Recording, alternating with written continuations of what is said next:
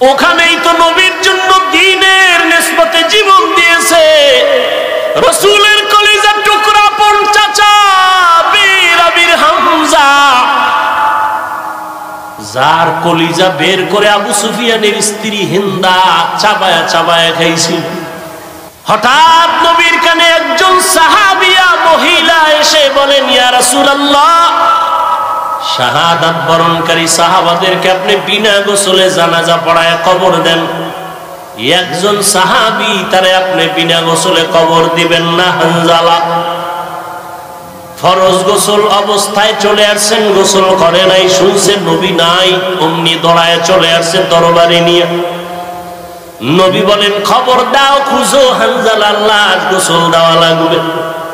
জিব্রাইল আমিন এসে নবীকে বলেন, ইয়া রাসূলুল্লাহ, যেই সাহাবী দ্বীনের নিসবতে আপনার মোহাব্বতে ফরজ গোসল বাদ দিয়া চলে আসছে বাসর ঘরে বিবির মায়া ছাড়িয়া, ওই সাহাবীর গোসল আল্লাহ জান্নাতের পানি দিয়া ফেরেশতার মাধ্যমে করায় দিয়েছে। নবীজির মোহাব্বত অন্তরে ধারণ করো আর আল্লাহর কাছে দোয়া করো, হে মালিক, যেই নবীর এত গুণগান শুনি ওই নবীর রওজার পার্শ্বে দাঁড়ায় একটু সালাম দেওয়ার তৌফিক আমারে দান করো। ওই নবীর রওজায় গেলে চোখের পানি ধরে রাখা যায় না। যেই নবী গোটা দুনিয়া পাগল করে ওখানে আছেন, ওই নবীর দান শহীদ হয়ে গেল। নবী এত কষ্ট করলেন দ্বীনের জন্য। উহুদের পাহাড়ের পাদদেশে নবীকে নিয়ে যখন বসাইলেন হযরত আলী সহ ভিন্ন সাহাবায়ে কেরাম, ওখান থেকে ১৫০০ বছর হয়ে গেছে নবী নাই, এখনো মিশকের ঘ্রাণ পাওয়া যায়। ওই উহুদের ময়দানে ৭০ জন সাহাবা এদের কবর ওখানে পাহারা দেয়। বাংলাদেশি কিছু বান্দা ওখানে আছে। উহুদের শাহাদাত বরণকারীদের এরিয়াটা বাউন্ডারি করে দিছে সরকার, ভেতরে ঢোকা যায় না। বাংলাদেশি সহ আরো অনেক আলেমরা পাহারা দেয়, ওই দেশের আলেম আছে। একজনে সেদিন বললেন, হুজুর আল্লাহর কসম, উহুদের এই ময়দানে যদি রাত্র ২টার পরে আসেন মিশকের ঘ্রাণ বের হইতে থাকে। ওখানেই তো নবীর জন্য দ্বীনের নিসবতে জীবন দিয়েছে রাসূলের কলিজার টুকরা পন চাচা বীর আবির হামজা, যার কলিজা বের করে আবু সুফিয়ানের স্ত্রী হিন্দা চাবায়া চাবায়া খাইছিল। এরে নবীর উম্মতের দল, ও উহুদের ময়দানে পয়গম্বরের আরেকজন সাহাবী হানজালা রাদিয়াল্লাহু তাআলা আনহু বাসর রাতে চলে আসছে। গোসল না করিয়া নবী নাই খবর শুইনা হাজির। ও আল্লাহর বান্দারা, তোমার নেতার বিরুদ্ধে নেত্রীর বিরুদ্ধে কথা বললে তুমি আন্দোলনে নামো, বিরোধিতা করো। নবীর বিরুদ্ধে কথা হয়, বলো তোমার আন্দোলন তখন কোথায় থাকে? ইসলামের বিরুদ্ধে কোরআনের বিরুদ্ধে কথা হবে, মুসলমান আন্দোলন করবে না, ঘরে বসে থাকবে, এটা কখনো হতে পারে না। নবী নাই খবর শুনিয়া সাহাবায়ে কেরাম ঘর থেকে দৌড়ায়, হানজালাও দৌড়ায়। ৭০ জন সাহাবা শহীদ হয়ে গেছেন।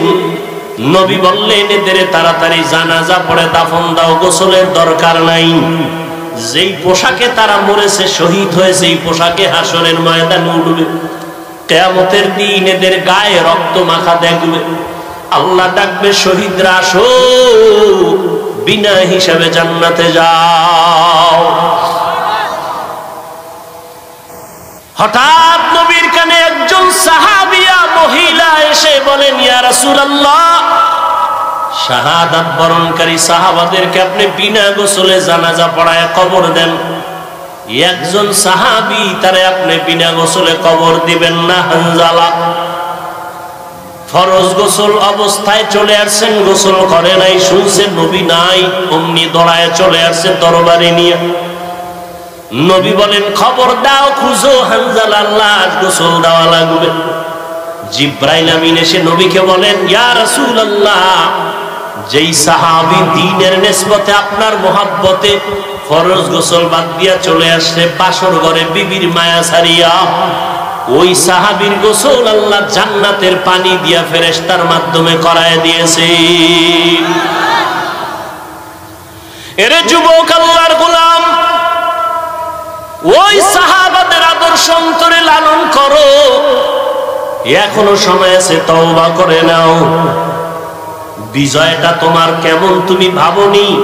ইমানদারের ভাবনা বেঈমানের ভাবনা কখনো এক না। একজনে আমার মুমিনের সালাম দিয়া কয়, কেমন আছেন? বলে, আমার ইমানের হালাত ভালো তো আলহামদুলিল্লাহ, আমি ভালো আছি। আমার ইমান আমলের হালাত খারাপ তো আমি বলতে পারি না ভালো আছে, আমি বড় খারাপ আছি। আর তোমার চিন্তা চেতনা, তোমার বাড়ি আছে, গাড়ি আছে, টাকা পয়সা, ব্যবসা ভালো, তুমি ভালো আছো।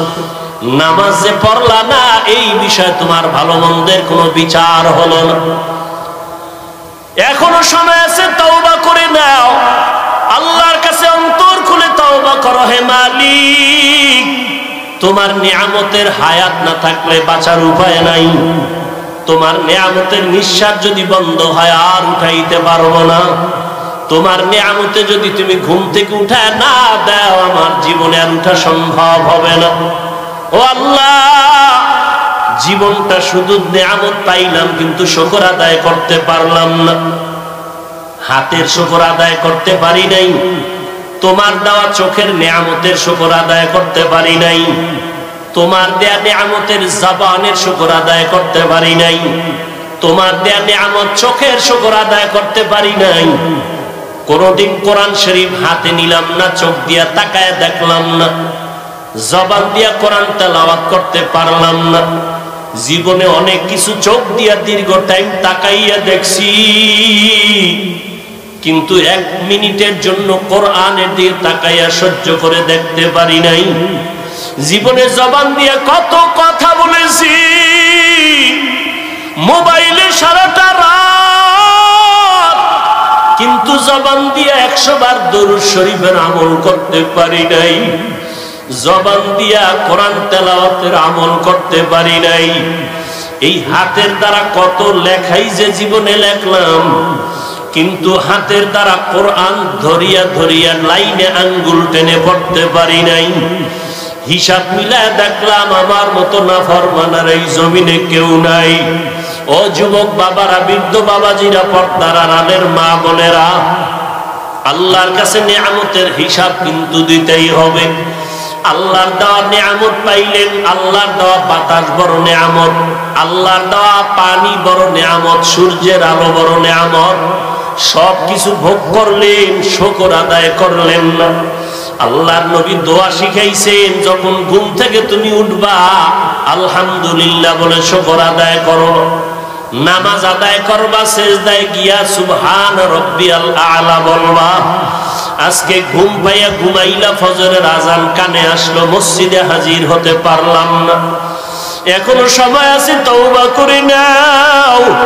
কত আল্লাহর বান্দার খবর পাই, নিজেও নামাজে ফজরে যায় না, অনেক ভাড়াটিয়ারা যেতে চায়, গেটের চাবি দেয় না নামাজে যাওয়ার জন্য। ও হতভাগা কপাল পোড়া ঘরের মালিক, এখনো সময় আছে, পায়ে হাত রেখে বলি তওবা করে ফিরিয়ে আসো। তোমার ঘরের ভাড়াটিয়া এমন হওয়া চাই যে 5 বেলার নামাজে জামাতে যাবে। এমন একজন কর্মচারী তুমি বাড়ির মধ্যে রেখে দাও, কাজের মানুষ, যে তোমার ভাড়াটিয়াদেরকে 5 ওয়াক্ত নামাজে ডাকবে, চলো নামাজের সময় হয়ে গেছে। তোমার ঘর আমার আল্লাহর রহমত দ্বারা ভরপুর হয়ে যাবে, ফেরেশতারা পাহারা দিবে। ও যুবক বাবারা, স্কুলে পড়ো, ব্যবসা করো, মাওলার কোরআন তেলাওয়াত করো, দোকানে বসে আছো, বাজে কথা না বলে, মোবাইল না দেখিয়া দরুদ শরীফ পড়ো, ইস্তেগফারের আমল করো। পর্দার আড়ালের মা বোনেরা, ফজরের নামাজ পড়ো, সূরা ইয়াসিনটা তেলাওয়াত করে নাও। যোহরের নামাজ পড়ে সূরা ফাতিহা তেলাওয়াত করে নাও, বা সূরা আর রহমান। আসরের নামাজ আদায় করে সূরা নাবা তেলাওয়াত করে নেন রে মা। মাগরিবের নামাজ আদায় করে সূরা ওয়াকিয়া তেলাওয়াত করেন। এশার নামাজের পরে মা সূরা মুলক তেলাওয়াত করেন। পাঁচ বেলার নামাজে 5টা সূরার আমল। নবীজির মোহাব্বত নিয়া ওযু সহকারে নির্জনে বসিয়া কমপক্ষে 100 থেকে 300 বার দরুদের আমল করেন। ইনশাআল্লাহ আমি চ্যালেঞ্জ করে বলবো, আল্লাহ পাক যদি কবুল করেন দরুদের আমলের বরকতে মুসিবত দূর হবে। মদিনার রওজা বাইতুল্লাহ যেতে পারবেন, অন্তত ঘুমের ঘরে আমার নবীর সাথে মোলাকাত হয়ে যাবে। এখনো সময় আছে, তওবা করে আমার আল্লাহকে মনে মনে ডাকেন। আমার আল্লাহ তো আপনার অন্তরের দিকে তাকায় আছে রে গুনাহগারেরা, কখন তুই একবার আল্লাহ বলিয়া ডাক দিবি, কখন তুই গুনার কথা স্মরণ করে 2 ফোঁটা চোখের পানি ছেড়ে কাঁদবি। ও যুবকেরা, অন্তরটা যদি একটু নরম করতে পারো, তোমার আমার মতো কত যুবকের জীবন চলে গেল। পানির নিচে যুবকের লাশ, গাড়ির নিচে যুবকের লাশ, এই আন্দোলনে কত যুবকের লাশ চলে গেল। ও আল্লাহর বান্দার, আগুনে পুড়িয়া কত লাশ চলে গেল, পানি বন্যায় কত মানুষ চলে গেল। তুমি আমি রাতের বেলা ঘুমাইবো, রাতের বেলা ঘুমের পরে সকালে উঠার কোনো গ্যারান্টি নাই। ঘর থেকে বের হয়ে যে রাস্তায় যাও, ঘরে আসার কোনো গ্যারান্টি নাই। ও আল্লাহর বান্দারা, এখনো সময় আছে, 2 ফোঁটা চোখের পানি ছেড়ে গুনার কথা স্মরণ করে তওবা করো। মনে মনে আল্লাহকে বলো, আল্লাহ তোমার কোরআনটা বুকে লাগায় জবানে তেলাওয়াতের তৌফিক দাও। স্কুলে পড়ো, কলেজে পড়ো, চাকরি করো, বাধা নাই, কোরআন তেলাওয়াত বন্ধ করবা না। মনে মনে আল্লাহকে বলো, আল্লাহ আমি স্কুলে পড়ার কারণে কোরআন থেকে অনেক দূরে সরে গেছি, আজকে থেকে আমি চেষ্টা করব তোমার কোরআনটা শিখার জন্য, তেলাওয়াতের জন্য। ও আল্লাহ, আমি স্কুলে পড়িয়াও নামাজ আর ছাড়বো না। আয় আল্লাহ, জবানকে হেফাজত করব। তোমার মতো কত যুবক স্কুল কলেজে পড়িয়াও নামাজ ছাড়ে না, তেলাওয়াত করে, নামাজ পড়ায়, তুমি কেন পারবা না রে বাবা? তোমার মতো কত যুবক জেনারেল লাইনে থাকিয়াও ব্যবসা চাকরি করিয়া নামাজ ছাড়ে না, দাড়ি কাটে না, তুমি কেন পারবা না? আল্লাহর কাছে তওবা করো, চোখের পানি ছাড়ো। চোখে যদি পানি না আসে, নবী বলেন কান্নার বাহানা করো, তাতেও বড় সওয়াব। কারণ দুনিয়াতে ঘরে আগুন লাগলে পানি ছাড়া যেমন ঠান্ডা করা যায় না, গুনার কারণে যদি জাহান্নামের আগুন জ্বলিয়া উঠে, চোখের পানি ছাড়া ঠান্ডা করা যাবে না। চোখের পানির বড় দাম। রহমতের নবী নামাজে সিজদায় পড়ে কান্নার আওয়াজ, হাসরের ময়দানের ভয়ে নবী কান্নার আওয়াজ। আম্মা জান আয়েশা বলেন, নবী আপনি কাঁদেন কেন? নবী বলেন, কিয়ামতের দিন সূর্যের গরম আমার উম্মতেরা কেমনে সহ্য করবে? আমার উম্মতেরা গুনার কারণে জাহান্নামের আগুনে কেমনে জ্বলবে? ও যুবক, আমার মাওলার কোরআন মিথ্যা মনে করিও না। ওই কোরআনে গুনাহগারের জন্য জাহান্নাম আল্লাহ স্পষ্ট বলেছেন। বাবা, তুমি কোরআনটাকে যদি সত্য মনে করো, গুনাহগারের জন্য জাহান্নামে কথাটাও বিশ্বাস করিও। তুমি যদি গুনাহগার হইয়া তওবা না করিয়া কবরে যাও, তোমার কবর জাহান্নামের টুকরা হয়ে যাবে। কিয়ামতের ময়দানে তোমার হাতে জাহান্নামের হ্যান্ডকাপ লেগে যাবে। ওই আগুনের ভয় অন্তরে জমা করিয়া 2 ফোঁটা চোখের পানি ছাড়ো। যদি কান্না না আসে, বাহানা করো। আর তোমার ডানে বামে যদি কোনো কান্নাওয়ালা ভাই পাও, একটু দোয়া নাও। কান্নাওয়ালা যদি দোয়া করে, তোমার কপাল খুলিয়া যাবে। আর দুনিয়াতে তোমার বড় দোয়ার ফ্যাক্টরি তোমার মা, তোমার বাবা। ওই মা বাবা যদি থাকে, বাবা যদি থাকে, দোয়া নাও। মা থাকলে দোয়া নিও। মা বাবার দোয়া ছাড়া তুমি কোনোদিন সফলতা অর্জন করতে পারবা না। ওই মায়ের কাছে গিয়া বলি, ওরে মা, একটু দোয়া করিয়া দাও। রাসূলের রওজার কিনারায় দোয়ায় দাঁড়াইলাম একটা যুবক,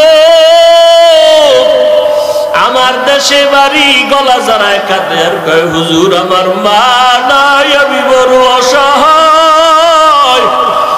আমার মা আমার জন্য কত দোয়া করেছেন, আজকে আমি সব পাই, কিন্তু আমার মায়ের কণ্ঠ কানের মধ্যে পাই না। ও আল্লাহর বান্দারা, ওই মা পাইয়া বেয়াদবি করিও না। মায়ের থেকে দোয়া নাও, বাবার থেকে দোয়া নিও। এমন মা বাবার দোয়া ছাড়া তুমি পরীক্ষায় ভালো নাম্বার পাও নাই, মা বাবার দোয়া ছাড়া তুমি সম্মানের জায়গায় আসতে পারো নাই। ওই মা বাবার জন্য কলিজা ভরে দোয়া করো। বেঁচে থাকলে মাকে বলিও, মা কত অজান্তে বাজে কথা বলছি, তুমি কষ্ট পেয়েছো, আজকে মাফ করিয়া দাও। আমি গুনাহগার হইয়া কবরে যাব না, তুমি দোয়া করো, আমি তওবা করতেছি।